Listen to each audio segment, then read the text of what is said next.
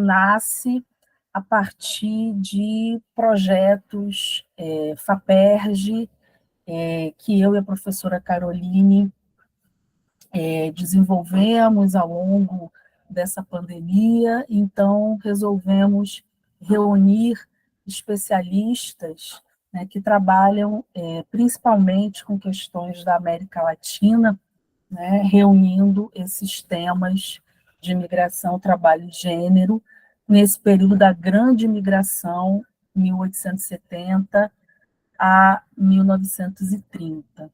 Né? Então, acreditamos ser esse livro uma grande contribuição nessa temática, com autores, pesquisadores aqui do Brasil, de vários países, aqui da América do Sul, enfim, está bem surtido o livro, e nós estamos aqui hoje para fazer essa breve apresentação, rapidamente, né?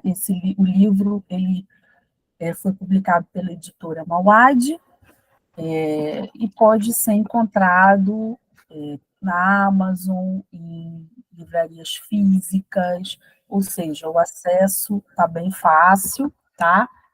E eu acho que antes de eu passar para a professora Caroline, e ela também falar um pouquinho da obra, eu vou comentar aqui um pouquinho, né, do meu texto, porque eu já libero a minha participação aqui nesse lançamento, né, e dizer para que todos, né, são bem-vindos e bem-vindas aqui nessa tarde. Eu escrevi um texto sobre os galegos, né, os galegos que trabalham no setor da hotelaria. Tá? Então, o meu capítulo se intitula Lavando Pratos e Servindo Mesas, né?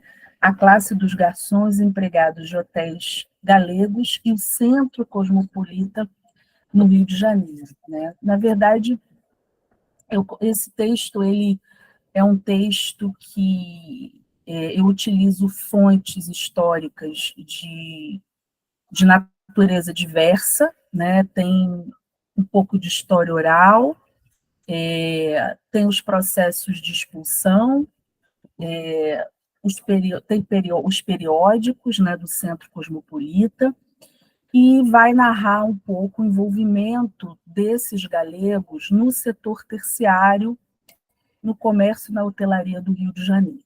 Né? Então, vai falar um pouco da participação, né, desses trabalhadores, que é um grupo mais radical que se envolve nesse chamado centro cosmopolita, que é um centro muito ativo, né, dessa classe que tinha árduas jornadas de trabalho, né, não tinha feriados, não tinha fins de semana. Então, fala um pouco do envolvimento dos galegos no mundo do trabalho carioca, mostra essas estratégias de sobrevivência, né, da classe, e também as redes de solidariedade e de exploração entre eles, entre os galegos, e entre os imigrantes e a sociedade, né, nesses ambientes que mesclavam esses laços de solidariedade e também hostilidade, né, que é o que acontece muitas vezes nessas imigrações, né? Quer dizer, existe a solidariedade e existe também a exploração entre os próprios patrícios. Então, é um pouco, esse é o meu texto, tá bem? O meu capítulo, e eu acho que quem quiser saber um pouquinho mais está lá no livro, e agora eu vou passar para a professora, para a colega amiga Caroline Carula, também organizadora aqui da obra, para que ela dê continuidade ao nosso lançamento. Boa tarde, Carol. Boa tarde, Érica. Boa tarde a todas e todos presentes. Antes de mais nada, aqui, agradecer a todos e todas os autores que puderam comparecer. que, óbvio, dentro da nossa agenda, não é fácil a gente conseguir conciliar, então, muito feliz aqui pelos que puderam comparecer.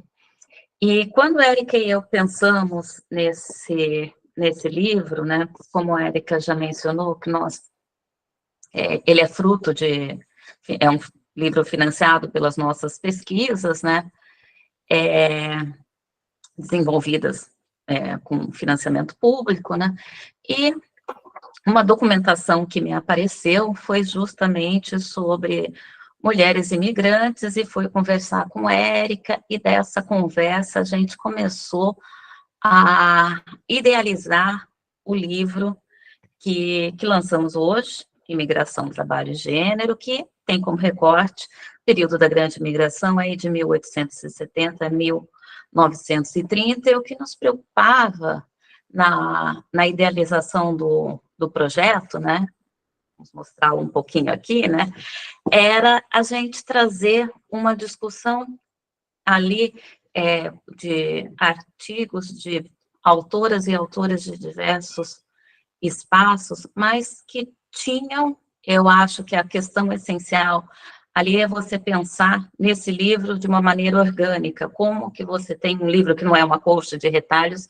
mas sim no qual os artigos conversam entre si. Então, acho que isso é muito bacana na medida em que a gente conseguiu isso, né? E daí pensamos nos nomes de quem nós poderíamos convidar e, sobretudo, nos espaços que nós temos aqui. O leitor e leitora que se dedicar aqui à obra vai poder ter uma discussão, pegando diversos espaços da América Latina, grupos variados de imigrantes, né? Alguns trabalhos pensando em grupos específicos, outros pensando em grupos no todo de várias nacionalidades. Então, eu acho que essa contribuição muito bacana, trazendo aí a questão do trabalho e do gênero, que é algo que a mim traz um interesse muito grande. Então, tenho certeza de que terão aí um livro em mãos com uma contribuição historiográfica muito importante, né? Também fazendo como Érica, né? Vou apresentar rapidamente meu capítulo para a gente poder passar aí para a apresentação dos diversos autores. Como eu acabei de falar, eu trabalho com gênero, e o capítulo, o trabalho que eu trouxe aqui, foi uma documentação, foram mulheres imigrantes que apareceram numa documentação que eu estava pesquisando sobre mulheres escravizadas no Brasil do século XIX, né? Então, o capítulo intitula-se Mães imigrantes no mercado de amas de leite na cidade do Rio de Janeiro, final do século XIX e início do século XX. Pois bem, ao pesquisar essas mulheres escravizadas no Brasil do século XIX, que atuaram como amas de leite, começou a despontar, ora cá, ora acolá, as imigrantes que também estavam atuando como amas na cidade. Como fontes principais que eu utilizei aqui para esse trabalho, eu tenho assim que são fontes que são utilizadas quando a gente pesquisa esse tipo de atividades, né? Eu tenho a imprensa, que, no caso específico, eu me dediquei aqui ao jornal Gazeta de Notícias, então ele foi verticalizado só nos anúncios publicados na Gazeta de Notícias, uma vez que a imprensa já era amplamente empregada para nesse mercado de amas de leite, tanto por quem ofertava o serviço, quanto por aqueles que buscavam uma nutriz de aluguel. Então, analisei esse bloco de documentação para os anos de 1875 até 1888, né, que era o meu recorte com foco ali no período escravista. E outra documentação que eu tive acesso foi o livro de registro de amas de leite da Santa Casa de Misericórdia do Rio de Janeiro. Na Casa dos Expostos, que era um local de abandono de crianças, tanto aqui no Brasil como outros espaços que nós temos aqui na América, dessa instituição, que era uma instituição que veio com os portugueses e também com a América Espanhola. Então, nós temos esse mesmo tipo de instituição, por exemplo, em Cuba, na Argentina, no Chile. Bem, essas crianças lá eram abandonadas e a instituição tinha que alugar amas de leite para amamentar essas crianças. Então, com base na leitura do livro de registros de amas de leite, eu fui encontrando também essas mulheres imigrantes. Então, essas duas são as fontes principais sobre as quais eu me debrucei. Junto a elas, eu vou cotejar também os censos do período, né? Então, o que eu pude perceber? Que essas mulheres que acabaram de chegar aqui, muitas tinham realmente acabado de chegar, então você tem ali registros nos anúncios que trazem um pouco mais detalhados sobre quem eram essas mulheres, né? Elas viram naquele espaço que era um tipo de atividade dentre o serviço doméstico, a única especificamente vinculada ao corpo feminino, que aquilo era um espaço de trabalho que poderia ser utilizado ou para ter uma renda ou para ampliar a sua renda, enfim. Uma vez que essas mulheres, das quais muitas vieram de países onde a prática da amamentação feita por outra mulher era comum. Falo aqui especificamente no caso das portuguesas, das quais eu tenho um número significativo quando eu pego na imprensa. Uma coisa importante para a gente observar que o número de amas de leite no total que eu pude mapear de 2.900 e poucos anúncios, é um número muito pequeno ainda. Vamos lembrar que eu só estou falando de 75, 88, né? Mas, quando eu comparo com a historiografia, eu vejo que esse número se amplia para os anos seguintes em outros órgãos de imprensa, né? Lógico, porque o número de população imigrante que há dentro do Brasil cresce também. E no caso da imprensa especificamente, nós vamos ter ali, nesse jornal, um número significativo de mulheres portuguesas ofertando o seu trabalho como ama de leite. Quando eu pego em comparação com as mulheres que atuaram na Santa Casa de Misericórdia, durante o período escravista, eu não tenho imigrantes atuando, a maioria esmagadora ali, 93, 96%, em torno disso, era mulher escravizada.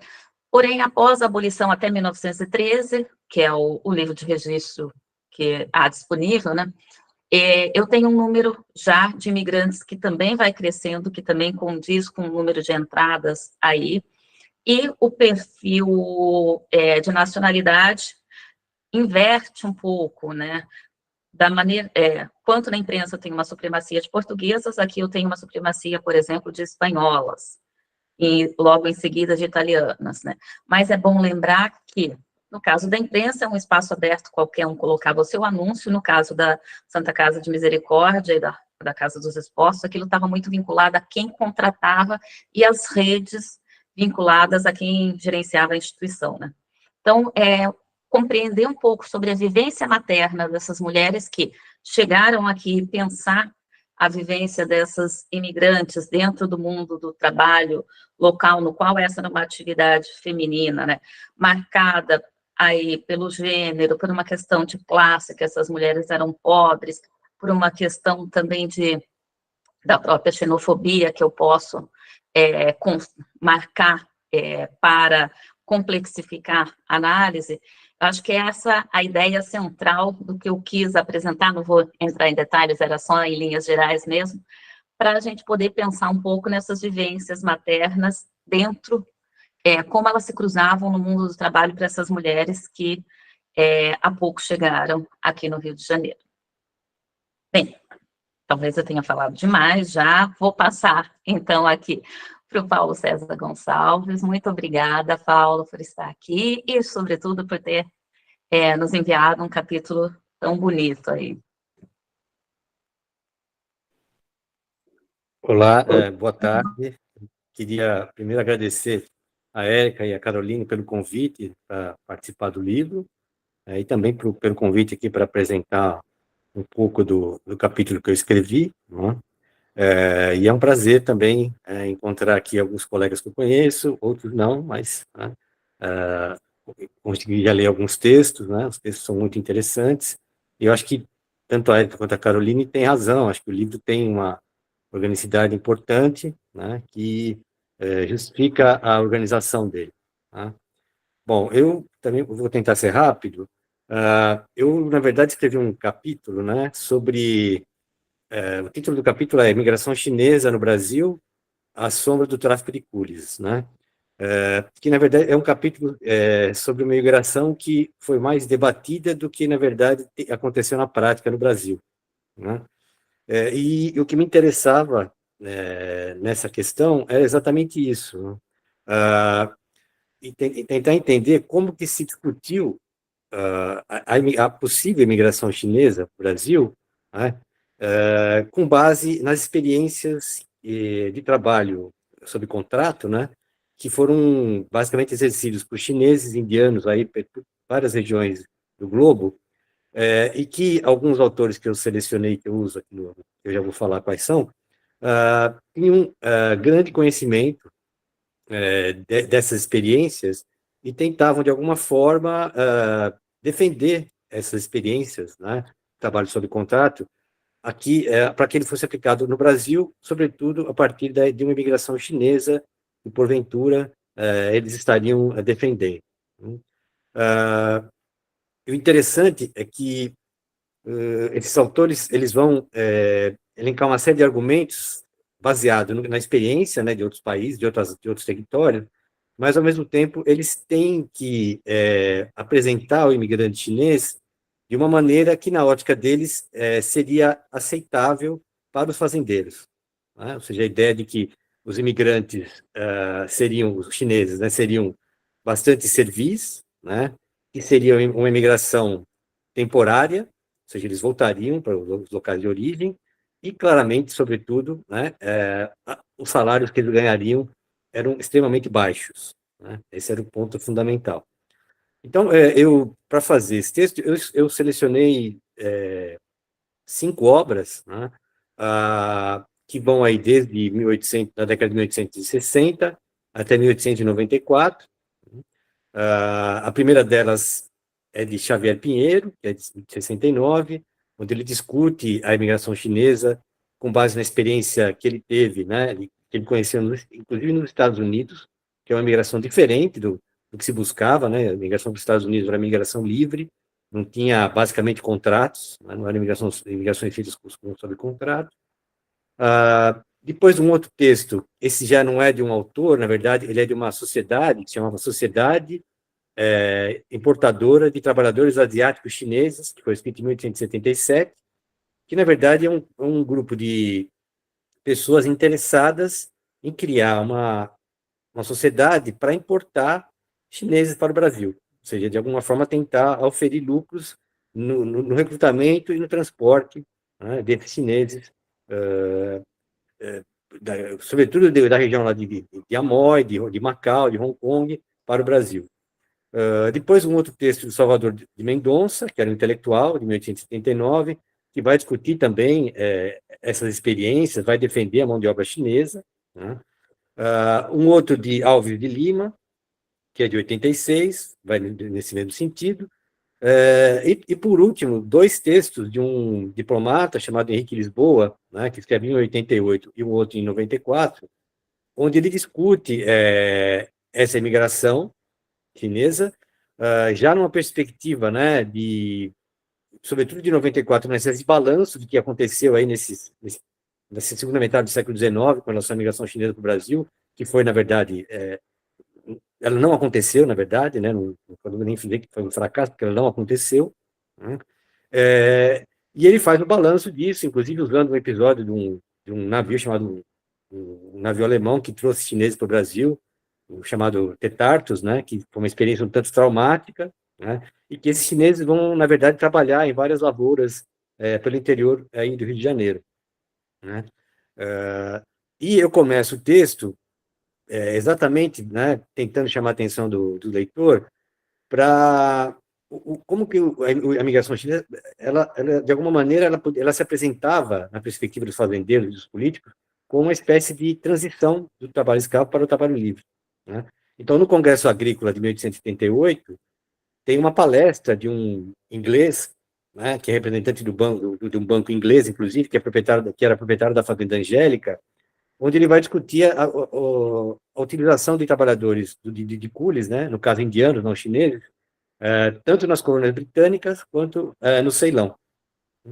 E essa palestra ela tem uma repercussão importante, os fazendeiros foram assistir, houve perguntas e tudo mais. Então, é um texto, é uma palestra bem interessante, onde ele mostra exatamente, né, as características dos chineses que, na ótica deles, agradariam esses fazendeiros, né? Então, só para terminar, eu queria só citar os lugares onde essa experiência ocorreu de forma importante, né? O Caribe Britânico, né? A Cuba, sobretudo Cuba e Peru, né? E Cuba era sempre lembrada como um grande exemplo a ser seguido pelo Brasil, porque era uma sociedade escravista ainda, né? E que produzia o tropical, produzia cana-de-açúcar, produzia açúcar, né? Através da plantação de cana. Então, era sempre lembrada como um exemplo para o Brasil, né? O Peru, né, como já falei, o próprio Ceilão, a imigração para os Estados Unidos, né, e também para as Ilhas Maurício, né, isso já no Oceano Índico, né. Eles não citaram os casos da Ilha da Reunião, né, que também recebeu bastante chineses, mas, de qualquer maneira, as Ilhas Maurício eram bem próximas, né. Então, isso é interessante de perceber, né, como que esse exemplo, como que essas pessoas conheciam essa experiência e tentaram, de alguma forma, implementá-la no Brasil, né? E só para terminar, o Conrad, que escreveu um texto importante sobre a questão da migração chinesa para o Brasil, ele calcula que essa migração, aí, durante essa segunda metade do 19, não tenha chegado a 3 mil chineses no Brasil, né? Quer dizer, foi realmente muito pequena, né? Se discutiu muito, se debateu muito, né? Mas, na verdade, na prática, ela pouco se efetivou. Okay? Bom, eu acho que eu fico por aqui, era só para dar uma ideia, um pouco do texto, né? E agradeço a oportunidade que vocês me deram. Obrigada, Paulo. Seguindo aqui o nosso sumário e os presentes, passo a palavra para a Natália Peçanha, também agradecendo mais uma vez aqui o capítulo.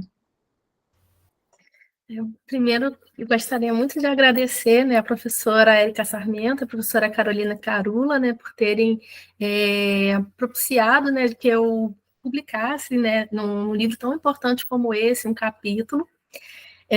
Esse capítulo, intitulado Nem só de anarquistas e operários se faz a história de imigração, reflexão sobre imigração e serviço doméstico nos mundos do trabalho carioca, 1880 a 1930, ele é fruto de 2 momentos da minha vida acadêmica.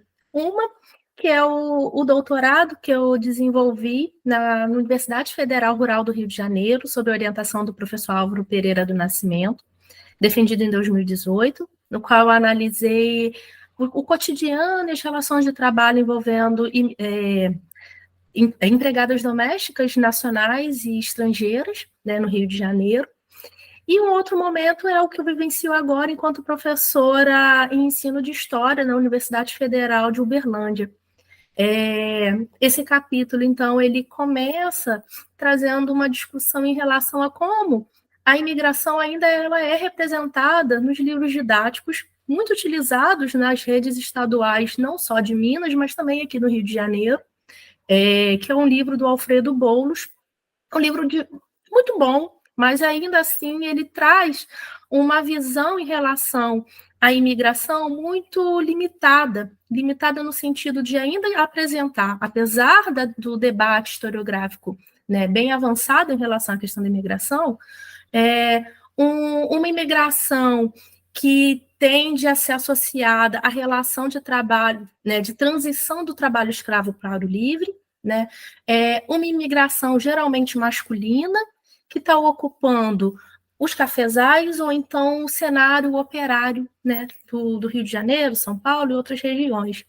Então, eu trago a experiência do serviço doméstico né, para mostrar o serviço doméstico enquanto um espaço para a ocupação desses imigrantes, que já não são os idealizados pelas políticas de subsídio, né, são imigrantes que vêm de regiões muito pobres da Europa, sobretudo os portugueses do norte, e que veem o serviço doméstico como uma possibilidade, sobretudo para as mulheres e seus filhos, de se inserir no mercado de trabalho e também de conseguir uma proteção, né, pensando nessa perspectiva de uma proteção, né, que o serviço doméstico poderia dar.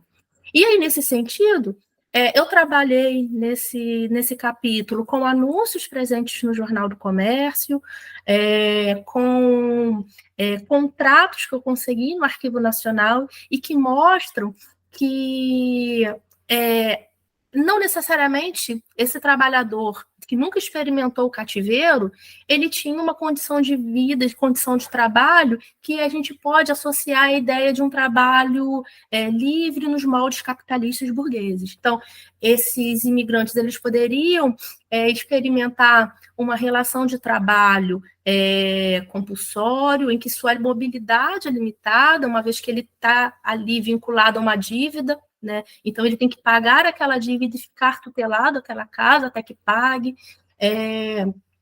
E trazendo um pouco um debate sobre como há uma relação muito ambígua em relação a esses trabalhadores imigrantes, né? Sobretudo os portugueses, que ora são vistos como trabalhadores morigerados e são muito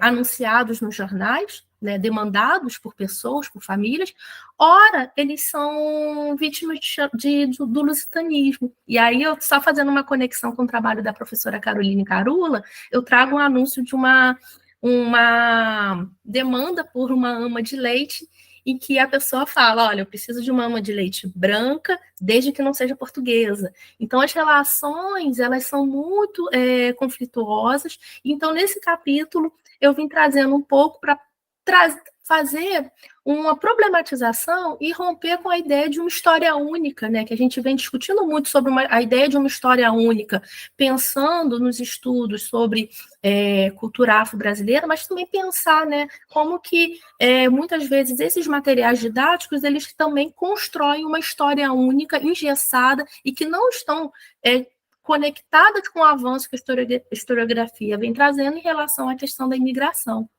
Acho que é isso. Muito obrigada, Natália. Agora, por favor, Maria Luísa Ugarte Pinheiro, muito obrigada também.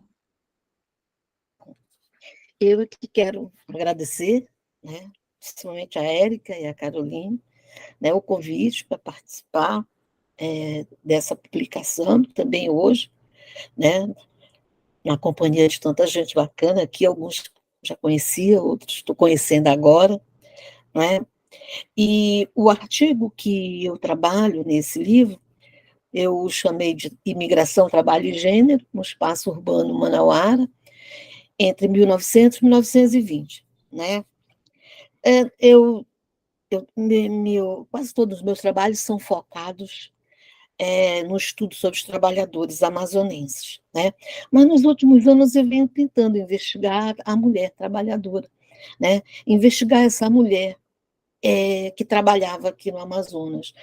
Mas nesse artigo eu direcionei meu olhar para as mulheres que se deslocaram de outros países, né?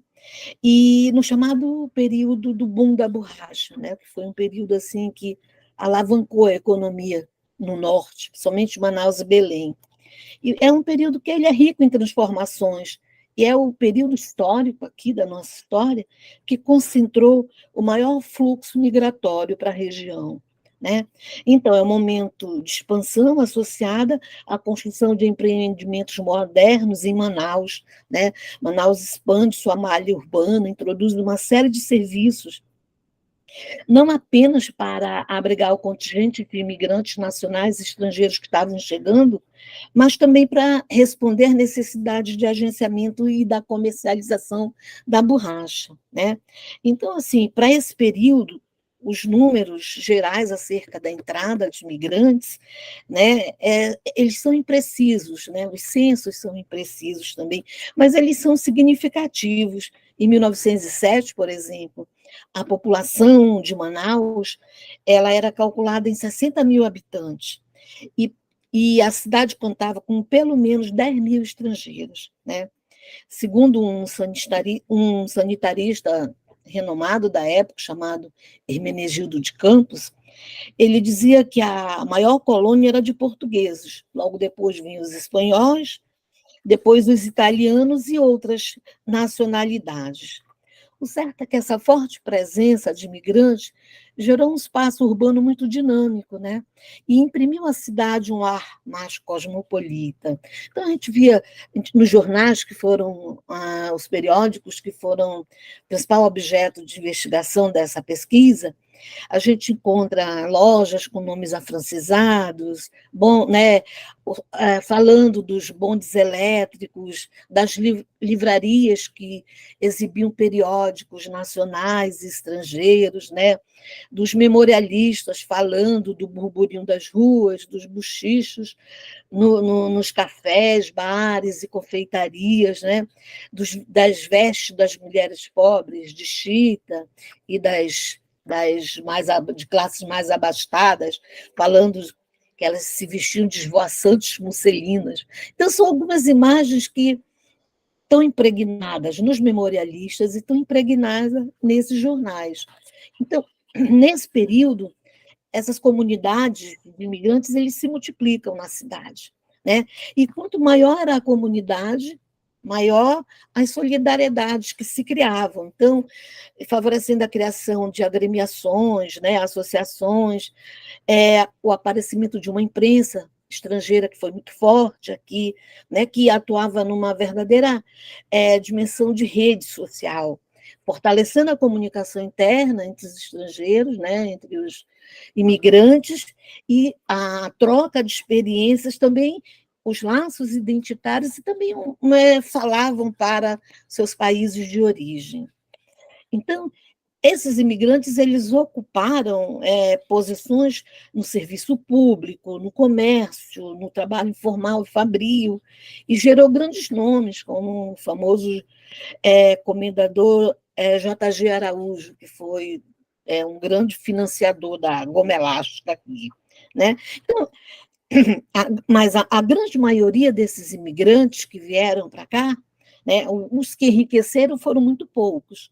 A grande maioria, eles tiveram uma vida muito difícil, porque ligada ao universo mais cruento do trabalho, né?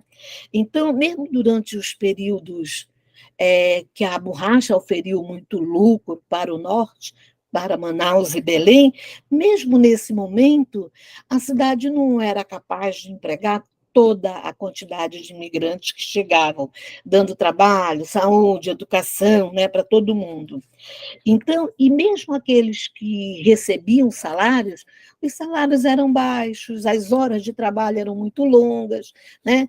E aqueles que não conseguiam acabavam se transformando em indigentes, né? Muitos deles eram recolhidos aos hospitais de caridade na cidade. Embora o grosso dessa migração fosse constituída por homens, não é? Houve deslocamentos de famílias e mesmo de mulheres solteiras, né? Esse mesmo sanitarista que eu também trabalhei, o Hermenegildo de Campos, ele relata, com base no movimento portuário de 1905, que as mulheres que entravam, desculpa, eu estou um pouquinho gripada, que as mulheres que entravam, elas eram muito poucas em relação aos homens. Então, em 1905, de todos os imigrantes que entraram no porto de Manaus, 13.929 eram homens e 2.510 eram mulheres, né? Quer dizer, numa relação de 1.000 homens para 180 mulheres. Quando ele se refere, por exemplo, à migração espanhola, ele diz que ela era 12% da comunidade espanhola no Amazonas. Tem um economista, Samuel Benchimol, que trabalha também com a questão da imigração para cá, para esse período. Ele diz que, no caso da imigração portuguesa, por exemplo, que era a maior, que essa disparidade, né, entre homens e mulheres vindo, facilitou o processo de integração e miscigenação pelo casamento com mulheres nativas, né? Segundo o autor, para cá foram os judeus que desenvolveram uma migração mais familiar, trazendo mulheres e filhos, né? Denunciando, acho que, o desejo de ficar permanente. A condição dessas mulheres imigrantes aqui, de modo geral, né, pelo que eu pude olhar na documentação, não parecia ser melhor ou pior do que a dos homens. Mas elas, na imprensa amazonense, elas foram muito mencionadas naquilo que a gente chama da tríade do trabalho feminino, trabalho doméstico, trabalho informal e no comércio do corpo. Né? Então, no primeiro caso, por exemplo, no trabalho doméstico, aparece como amas de leite, encontrei muitos casos de amas de leite, camareiras, copeiras, cozinheiras, lavadeiras, empregadas tanto por famílias de maior posse quanto por hotéis, pensões e restaurantes. No magistério também encontrei, foi um espaço que se abriu como trabalho para essas mulheres, né? Então elas atuavam como professoras ou na sua própria língua, né? Em casas de famílias ricas ou escolas particulares, né? E no trabalho informal, elas aparecem como costureiras, bordadeiras, vendedoras de doces e guloseimas, quinquilharias e até como enfermeiras. Algumas delas tiveram seu próprio estabelecimento, como a modista Madame Marieta. Várias modistas chegavam aqui, anunciavam seus ateliês, vindo da França, vindo da Espanha, vindo da Itália. Então, é comum nos jornais isso, né? E notícias relacionadas à mulher, relacionando a mulher estrangeira ao universo da prostituição era muito frequente. Não é? Elas aparecem até mesmo como dono de prostíbulos aqui em Manaus. Então, a crônica jornalista da época sempre se referenciava a elas de forma jocosa e preconceituosa. Os exemplos são inúmeros. Não vou falar aqui, senão vai...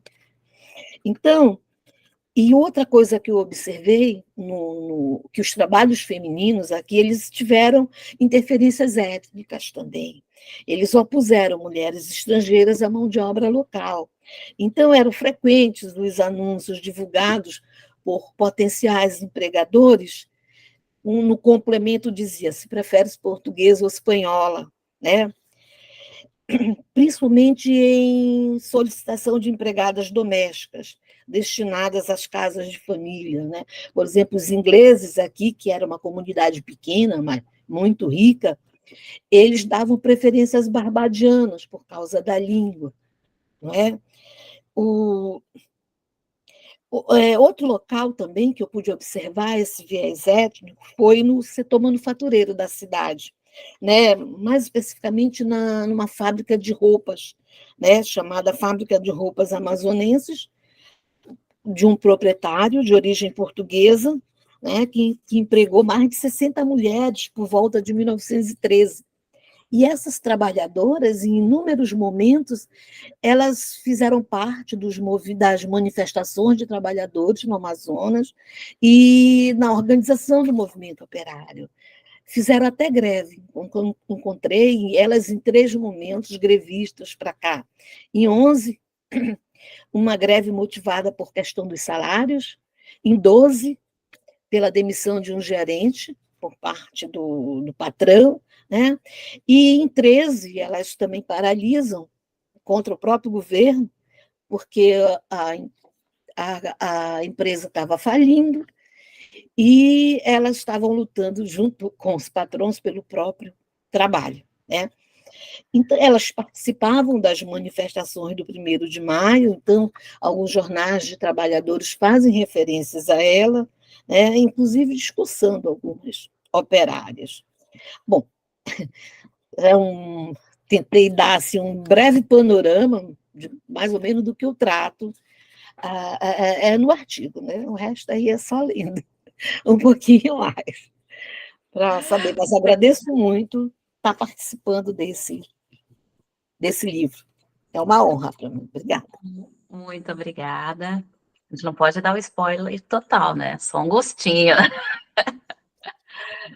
Passo a palavra agora para a Nadia Andréia de Cristóforis, para você. Muito obrigada. Bueno, muchas gracias a ustedes por haberme invitado a este hermoso trabajo y por este convite que nos permite intercambiar ideas y conocernos mejor.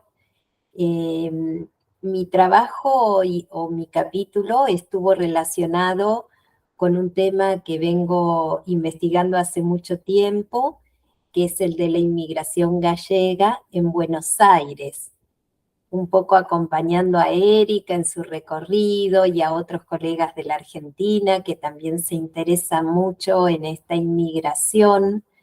A mí me ha llamado la atención esta corriente migratoria porque ha sido el grupo regional español más importante dentro de Buenos Aires y dentro de la Argentina.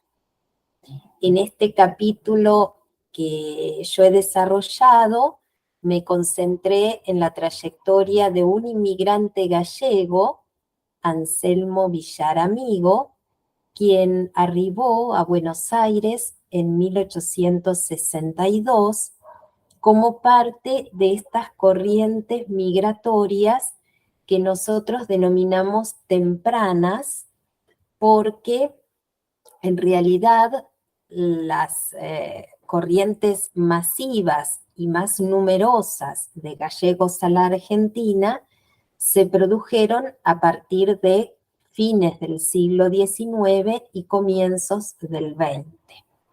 Por eso, Villaramigo formó parte de unos flujos muy tempranos de unas corrientes migratorias que lograron una inserción laboral bastante rápida y relativamente exitosa, porque en ese entonces ya existían pioneros que fueron facilitando la inserción laboral de estos migrantes en las décadas de 1860, 1870 y en adelante.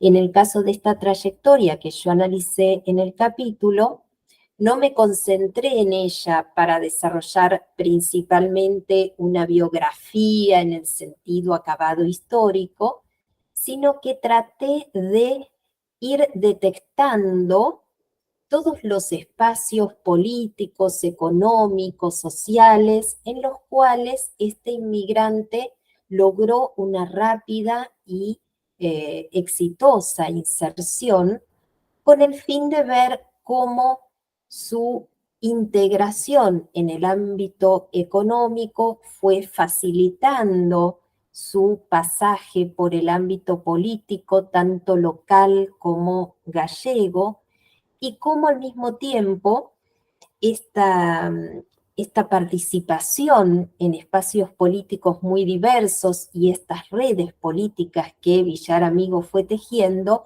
facilitaron al mismo tiempo su integración en el ámbito asociativo, su encumbramiento en ámbitos financieros de la sociedad porteña, su vinculación además con políticos muy importantes de la época como uno de los expresidentes de la República Argentina. Y finalmente el trabajo busca analizar esta trayectoria también con ánimos de poder encontrar un patrón más dentro de lo que han sido estos liderazgos españoles en la Argentina y para ver lo heterogéneo y complejos que han sido estos liderazgos españoles en nuestro país. De modo que, bueno, agradezco nuevamente esta posibilidad y me quedo encantada de haber podido conocerlos y de compartir este rato con ustedes. Muchas gracias. Maravilha, obrigada. E, por fim, passo aqui a palavra a Alejandra. Muito obrigada. Bueno, muchas gracias. También, por supuesto, me quiero sumar al agradecimiento por la invitación a formar parte de este proyecto colectivo. La verdad, muy agradecida.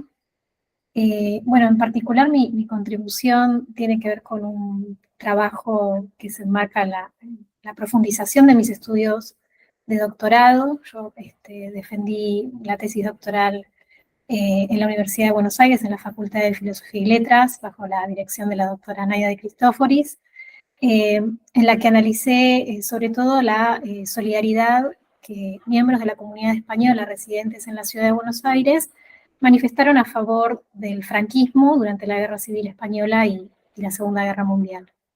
En ese contexto, en ese grupo de análisis, me encuentro con el caso de una inmigrante de origen catalán que comienza a publicar una serie de trabajos en una revista afín a estos postulados políticos e ideológicos, una revista que se llama Acción Española, que es un semanario que publica el Centro Acción Española, que es una entidad que se creó en 1933 con un claro objetivo antirrepublicano, es una entidad que mantiene una política conservadora, católica, promonárquica, y que nuclea a esos núcleos de la comunidad española en Buenos Aires que no son afines al republicanismo.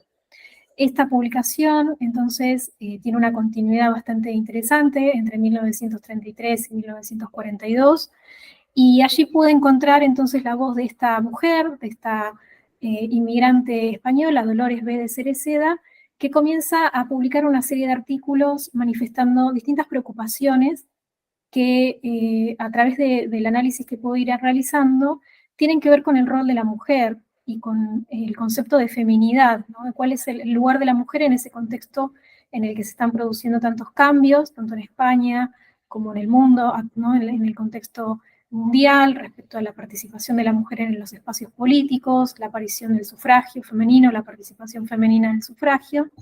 Y entonces lo que yo puedo ir viendo en este trabajo, a partir del análisis, es que ella fue desarrollando distintas líneas, ¿no? discursivas y orientando su discurso a formalizar cuál debía ser el rol de la mujer según distintos momentos, ¿no? Entonces lo que pude advertir fue que toda su producción atravesó por distintas etapas, yo las dividí en tres. Una primera etapa entre 1933 y 1935, en donde la principal preocupación era el sufragio femenino y tratar de motivar a las mujeres, sobre todo a las mujeres españolas. Ella le habla a las mujeres españolas, no tiene mucho en cuenta qué es lo que está ocurriendo en realidad en Buenos Aires o en Argentina en particular, pero sí está muy preocupada por lo que ocurre en la península. Y hay una preocupación muy importante porque las mujeres españolas, a través del voto, utilizando esa herramienta del sufragio, apoyen a los partidos de la derecha española y traten de frenar el avance de las transformaciones de la Segunda República. Luego, en una segunda etapa de análisis, que tiene que ver con los años de la Guerra Civil, hay una preocupación muy profunda por lo que tiene que ver con la solidaridad material, con el apoyo ideológico al bando sublevado, con tratar de sostener esa causa, que aquí en Buenos Aires se fundan una serie de instituciones específicamente orientadas al socorro al franquismo, ¿no? Y todo lo que significó ese ejército sublevado en el marco de la guerra. Y en la última etapa de análisis, lo que tiene que ver con la desmovilización femenina, ¿no? En la posguerra civil española y todo ese discurso nacional católico del régimen que también alienta al regreso de la mujer al hogar y a participar nuevamente del espacio doméstico como principal área de desarrollo, y que, por supuesto, esta escritora española, desde las páginas de Acción Española, se encarga de reforzar esa imagen, ¿no? Esa idea de que la mujer tiene que retornar al espacio doméstico.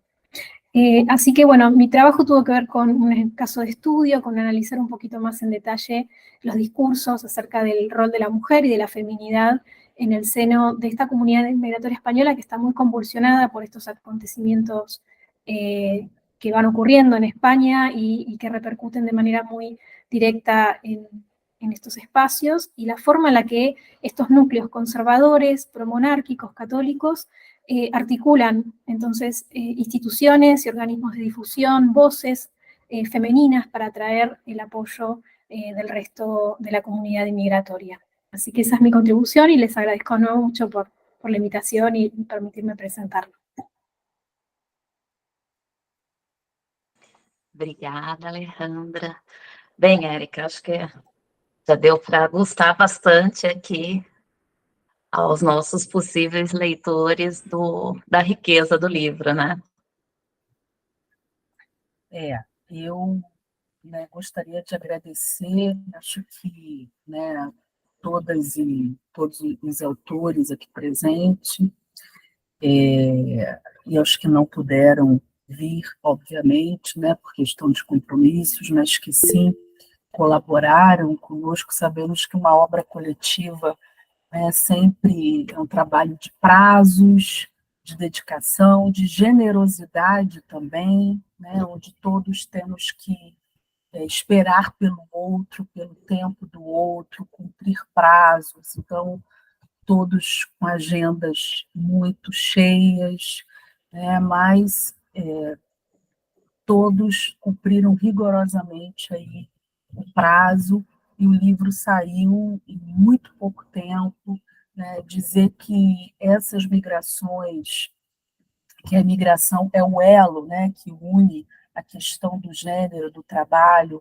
que pode aparecer só o trabalho, como no meu texto, pode aparecer gênero e trabalho, e pode aparecer só gênero e migração. Dizer que essas migrações históricas, ou essa grande migração, né, desse período da segunda metade do XIX até a primeira metade, ou até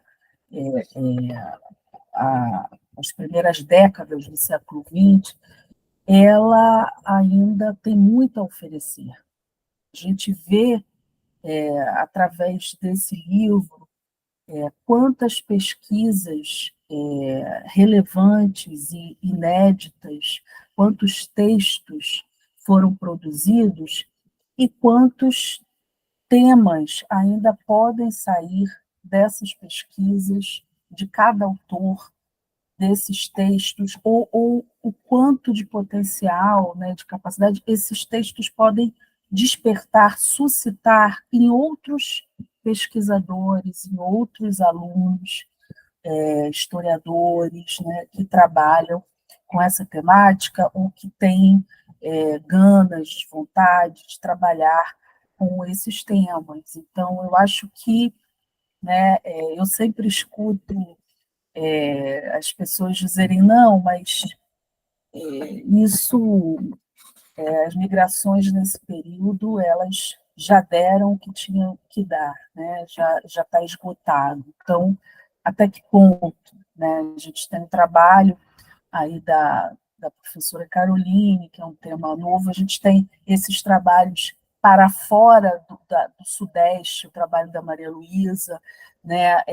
Temos trabalhos que pegam o século XIX, o trabalho do Paulo, a imigração chinesa, outros grupos que não são só, né, os grupos ibéricos, outras profissões, outras perspectivas, né, mulheres que não foram estudadas e que agora começam a ser visibilizadas, né, a ganhar um protagonismo na história, né, fontes que estão sendo descobertas. Então, ou seja, é um manancial, né, fértil, né, um terreno viveiro de possibilidades, fértil aí para todos, né. Eu, assim como a Nádia, trabalho também há muitos anos, há 20 anos com a imigração galega, já mudei, né, já tenho outros focos de pesquisa, mas eu continuo nela, né, como vocês podem ver, os galegos estão nesse livro, e a quantidade de fontes que eu ainda tenho sobre esse período, tanto no Brasil como na Argentina, ainda é muito grande e também não foram utilizadas. Então, assim, eu acho que, assim como esse livro, outros trabalhos vão surgir, né, com potencial, com grandes contribuições dentro dessa temática das migrações para as Américas nesse momento, né, que é basicamente o que esse livro traz, apesar de não sair no título, na verdade, todos os artigos, os capítulos, eles trazem essas migrações para as Américas, né? Para o Brasil, para o México, para a Argentina, para o Chile, então, para o Uruguai também, né? Tem texto, contribuição da Silvia do Uruguai, então, né, muito, muito rico, né? E vale muito a pena, principalmente para as áreas das ciências sociais, para os historiadores, porque cada texto vai trazer um conjunto de fontes importantes, né?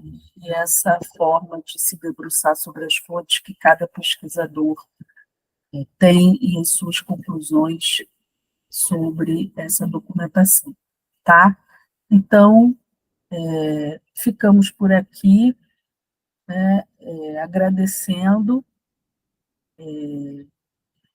a todos aí, a todas, todos que nos assistem pelo canal YouTube do Labine, e as colegas e colega que aqui esteve conosco, a minha companheira, colega organizadora Caroline, né?